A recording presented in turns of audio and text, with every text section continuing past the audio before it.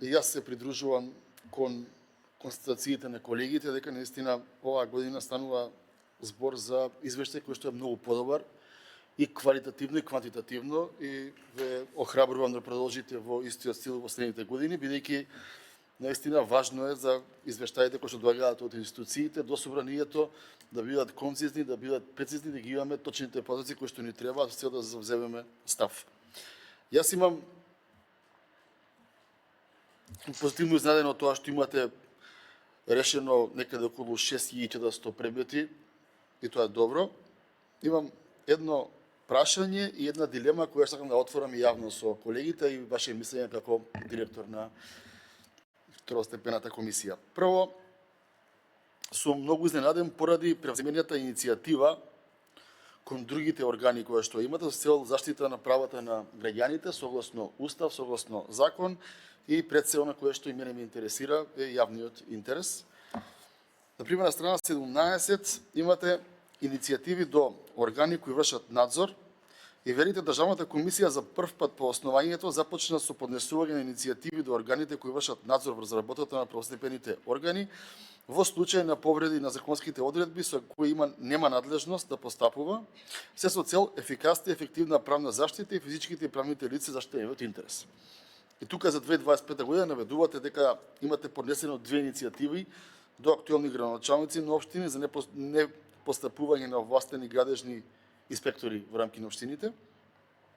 Имате иницијатива за инспекцијски надзор до државен просветен инспекторат за утврдување на исполнителноста на условите за основање на средни училишта согласно Закон за средно образование, и имате иницијатива до нас како Собрание на Република Македонија за поднесување на барање за давање на толкување согласно 258. Сега, тука сакам да ни објасните малку повеќе што точно ова значи, бидејќи ова е нова пракса која што имате како комисија, да бидете проактивни и да комуницирате благовремено со оние институции кои што највеќе ви поднесуваат иницијативи. Една која што ми е дилема,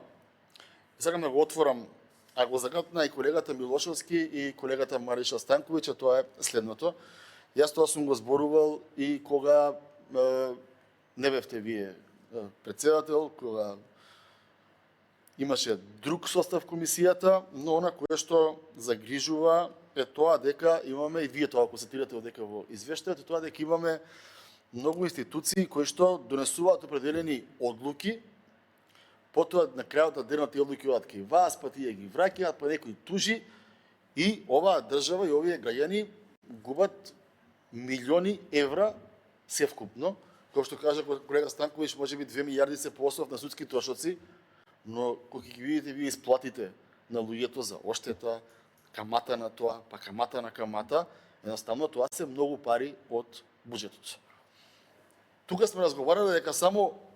поранешниот министар за внатрешни работи Спасовски имаше некаде околу 30 милиони евра годишно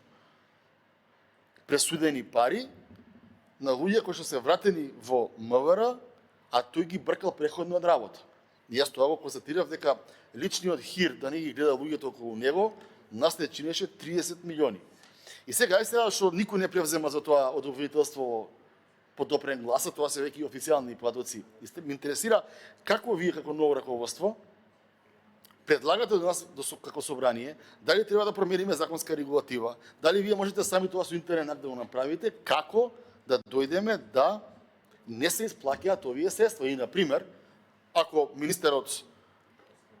не сака да гледа некого на работа, независно за кој министер станува збор, директор, поранешен, сегашен, иден, и тој потоа судот му го врати назад, може би тоа треба тој да си го плати со неговиот имот. Или службите кои што одлучувале во рамки на тоа институција, или таа комисија која што одлучила. Бидејќи овака, имаме колективна одлука, комисијата одлучува, вие сте избркан, вие тужите, тој што е одговорно лице во правното лице, дали министерство, општина, јавно предпријатие и така натаму, си парафира и на крај државата им плаќа на тие луѓе. И тоа мислам дека е многу сериозен проблем во време кога имаме криза, во време во кое што штедиме на се и се што во општеството. Сметам дека вие како институција можете многу да ни помогнете да ги заштедиме потребните средства и да биде како нов квалитет за едната година на вашата институција. Значи, покрај тоа што имаше дилема колегата Станковиќ, јас имам прашање во поглед на иницијативи да ни објасните, тоа ви е новина, и во поглед на ова што според вас треба да направиме, не мора сега да ни одговорите, може и писмено вториот дел да видите и ако можеме да направиме нешто добро.